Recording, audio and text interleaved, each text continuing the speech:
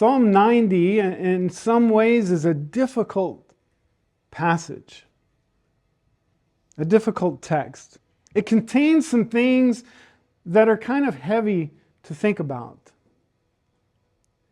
But I want to encourage you, please hang with me as we move through this psalm. Because there is a point to what we are going to see. And in this psalm, one of the things that's contrasted, one of the things that's shown to us is the eternity of God and the finite of us. In other words, God being eternal, and that's kind of shown against the reality that you and I honestly have limited days. And that's kind of tough to walk through. It's not good. That's not what you consider on a Sunday morning. Let me come up here and tell you how short life really is. That's what we all want to hear. But that's part of our challenge this morning. We are in Psalm 90, and we're going to turn to Psalm 90, but Psalm 90 is a little bit unique, maybe somewhat curious. If you have a printed Bible, or perhaps in one of our electronic Bibles or Bible apps, I don't know how much notes you may have, but you may notice there are a couple of things unique about Psalm 90. I'll try to quit pacing here for just a minute. But it may say in your text, Book 4. I don't know if it says that. But if many of you may not realize Psalms as a whole is a collection, right? Psalms is a collection of worship songs, of prayers, of hymns, put together by a lot of them by King David, we understand, but other than that, other authors in Israel's history. And over time, these Psalms were collected together in what we have that we refer to as the Book of Psalms sometimes in our Bibles. But they're actually a collection of 5 books. Psalm 90 begins Book 4. And for example, if you were to go to Psalm 107, you would see Book 5, the 5th book in the collection. And some scholars have suggested perhaps this arrangement in some ways may mimic the first 5 books of the Old Testament, the Pentateuch or the Torah, the law. It's an arrangement of 5. But something else unique about Psalm 90, if you notice, one of the titles in my Bible here, it says, A Prayer of Moses, the man of God. A prayer of Moses, the man of God. Some people have speculated that this is perhaps the oldest psalm that we have, because it is a prayer recorded of Moses. And it's interesting that it's a prayer of Moses as we think about Moses and the journey out of Egypt and what all the significance it could mean. Because he's the one that led Israel out of Egypt. He spent 40 years in the wilderness shepherding a people who were primarily rebellious. They didn't want to be there. They kept wanting to return to Egypt. And they couldn't fully see what God was doing in their midst and what He was doing through them. And so the journey, at times we can understand, was difficult. And here's Moses in this psalm reflecting back, meditating on life and what it means to have limited days. Think about this for a moment. A man, Moses, living under the weight of history, living with the weight of the sin of a nation, and understanding at the same time the brevity of life. So we're going to walk through Psalm 90, and we're going to do so in what I would like to call several movements, as this kind of builds, I believe, this prayer of Moses. And I think they're words that still speak to us today. No matter what season of life we may find ourselves in, there's wisdom here for each of us today. So let's notice how Moses begins. In verses 1 and 2, he said, "Lord, you have been our dwelling place for all generations.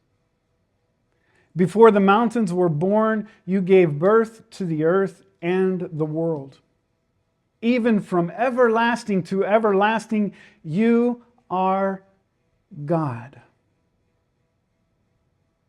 You notice how Moses begins. He begins with God. He begins with God. He doesn't begin with frailty. He doesn't begin with sin. He starts with God's preeminence. Who God is. And that, I think, is important because what we see is Psalm 90 is a psalm of perspective. It's a psalm that challenges us to understand our lives. And to really understand our lives, we need to first fix our eyes on the eternal God.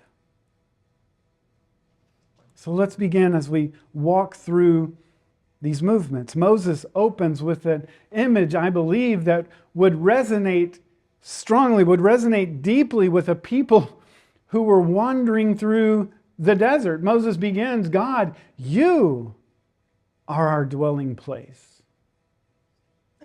In the wilderness, God's people, they didn't have permanent homes.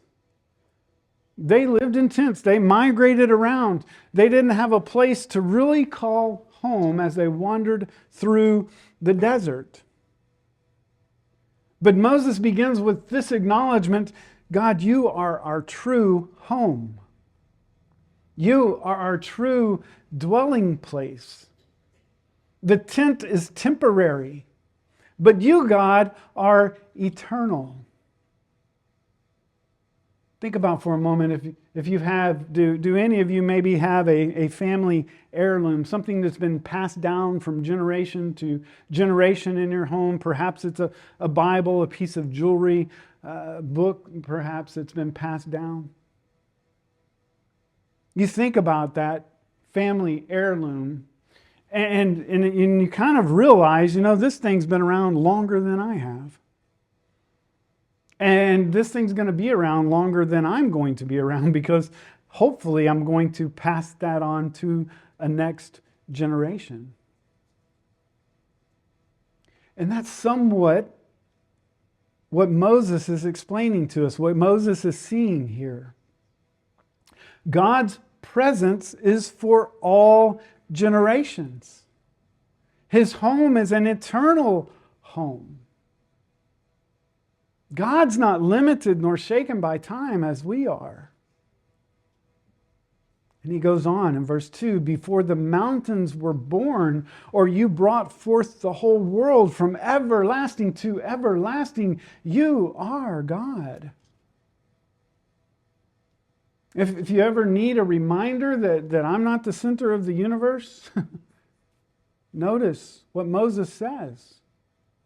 Before the mountains, you brought forth the world. God, you are from everlasting to everlasting. The mountains we may look at, not too much around here, but if you've ever seen, it's something we may see as permanent. It's a fixture. But compared to God, even the mountains are fleeting. Time itself is a servant to God.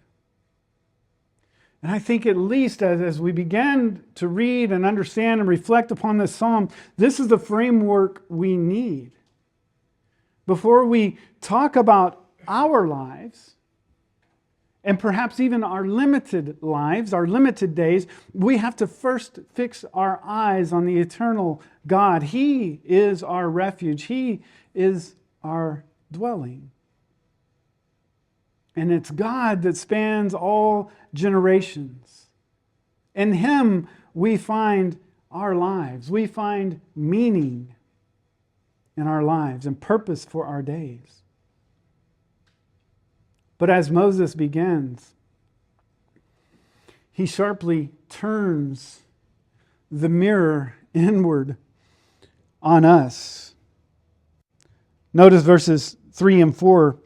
You turn people back to dust. Well, there's a comforting thing. Thank you, Moses. You turn people back to dust, saying, return to dust, you mortals. 1,000 years in your sight are like a day that has gone by, or like a watch in the night. Just dwell on that for a minute. Think about that. What feels like forever to us, our days, our years, what's Moses acknowledging? They're just but a brief moment to you, God. And Moses is not just being poetic, he's being practical. Our lives, they're fragile. They're temporary. They're passing. This is the difficult thing that I've had to sit with. How do we talk about these things? We need to understand our life as compared to God. In fact, Moses goes on to help us. Notice verse 5. Yet you sweep your people away in the sleep of death. They're like new grass of the morning. In the morning it springs up new, but by the evening it's dry and withered. Green grass is alive for a moment, but then it withers in the sun. And Moses is sharing through this psalm, that's our life. It's just that quick. May not feel like it, does it? When we're here and when we're faced with the challenge and the uncertainty and we're faced with the struggle, it certainly doesn't feel like a moment. But in the realm and perspective of God, our lives are quick. There's a tiny creature I learned about. It's called a mayfly. Has anybody ever heard of this? A mayfly? I didn't know about mayflies. But evidently, they only live about a day after they come up out of the water. It's kind of interesting to consider that as we think about what Moses is sharing about our lives. We plan, we struggle, we worry.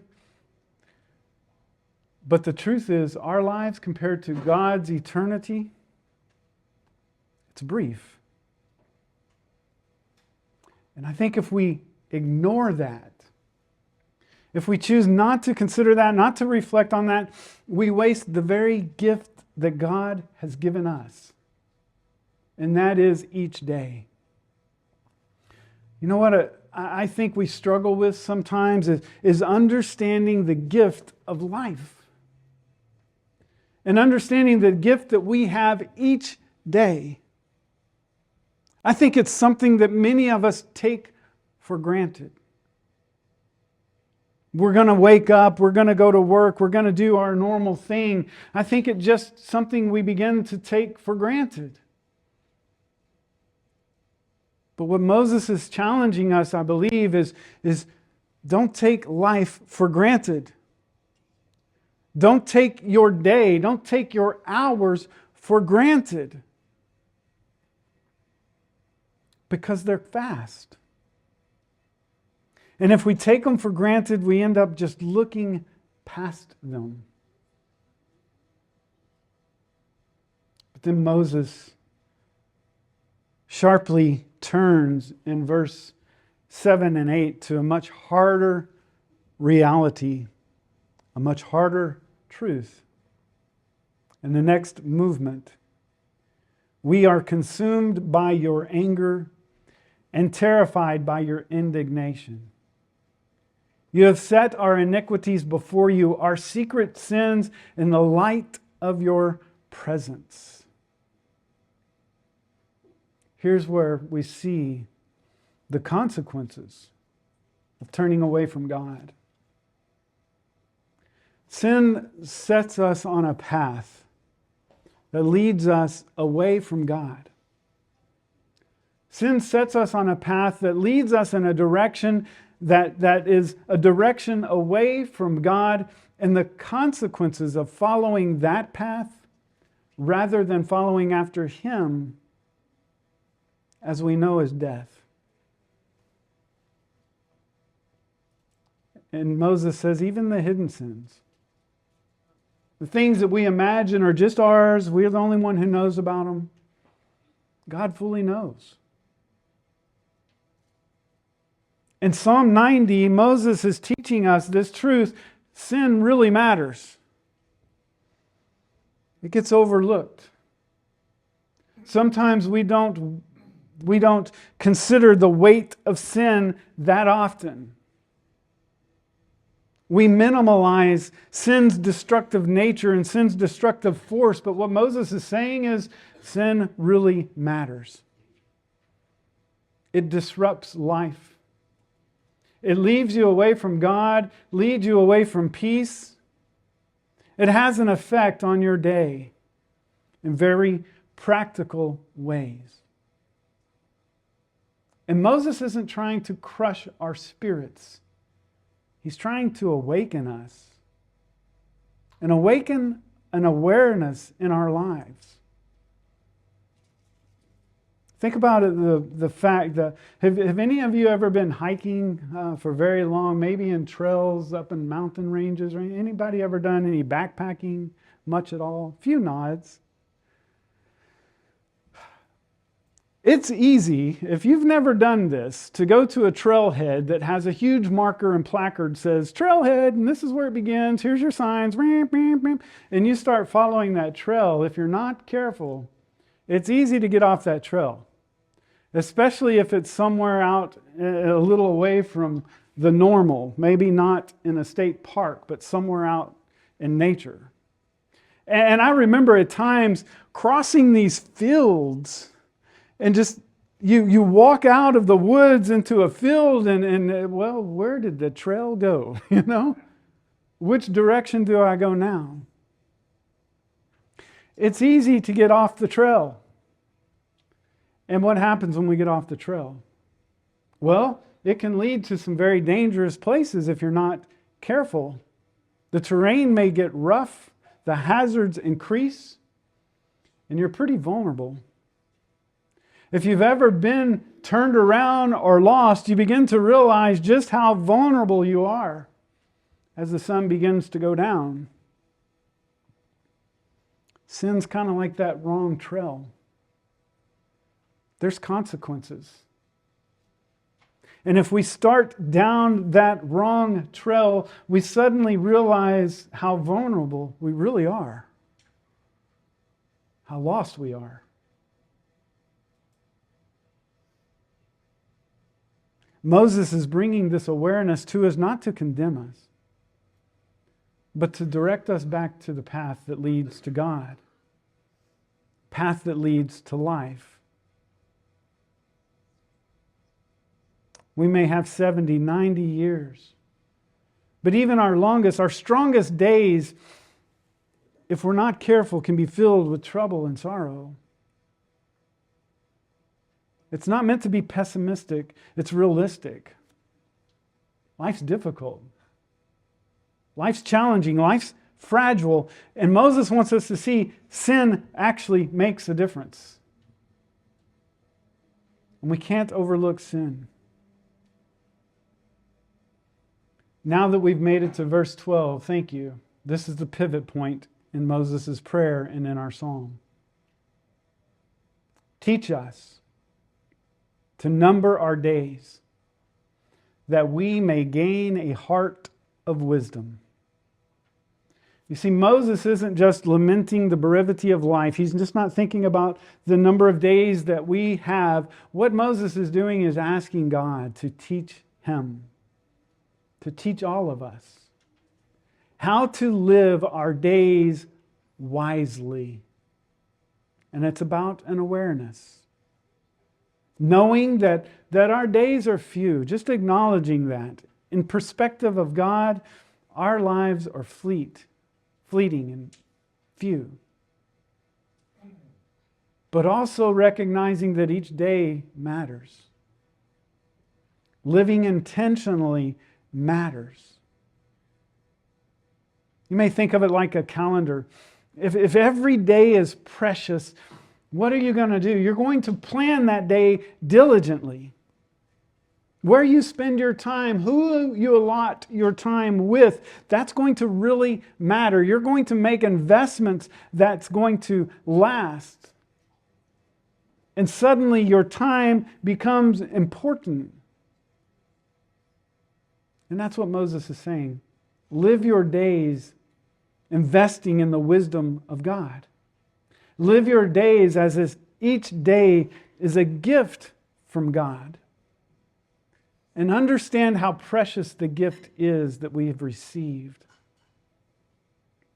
Moses moves to prayer and reflection in verse 14.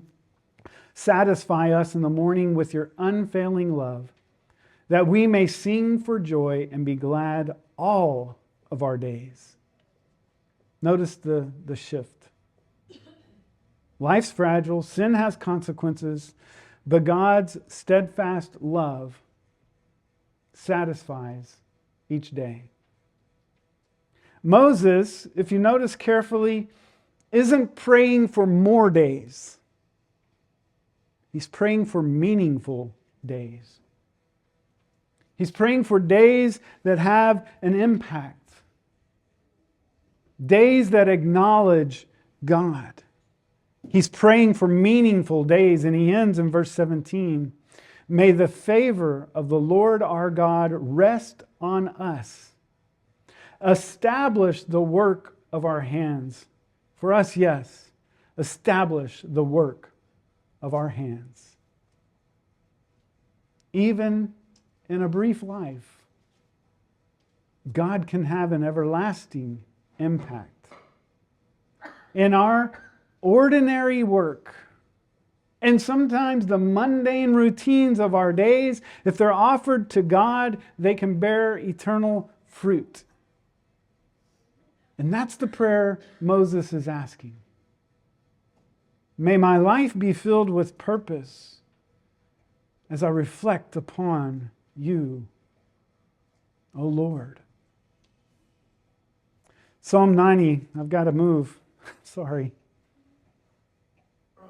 Points to God as our dwelling place.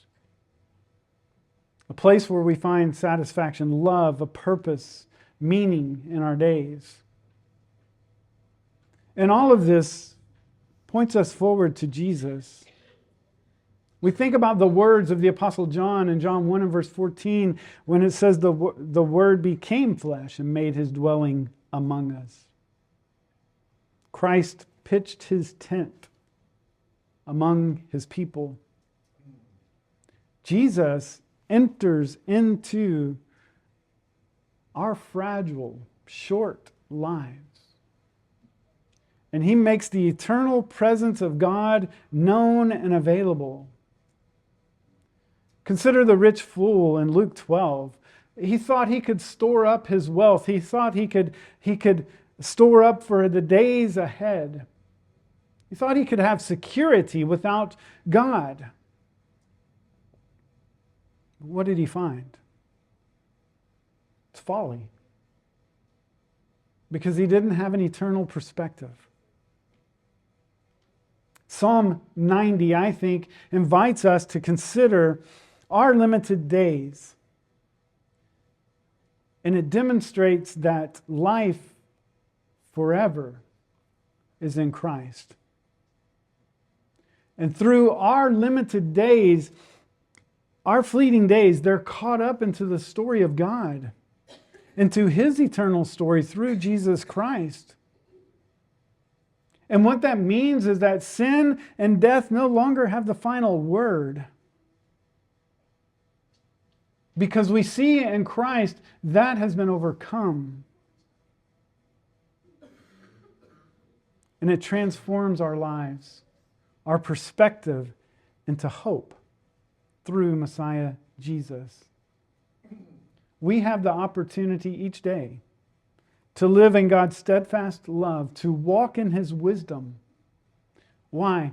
Because he entered time in Jesus.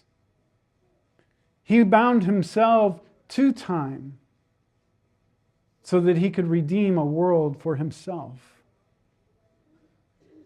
So I want us to see that Psalm 90 in some ways is quite sobering, but it's not hopeless. It teaches us. Life is brief, yes, but God is eternal. It teaches us that sin leads us on a path, on a way from God and his design. But that God, through his steadfast love, calls us back time and time again. And having an awareness of him and an awareness of our limits invites us to seek his wisdom as we live each day intentionally.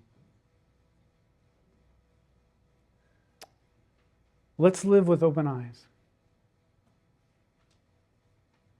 Let's turn to God to see his love in the morning, to trust him as we walk in his ways throughout our day, as he establishes the work of our hands.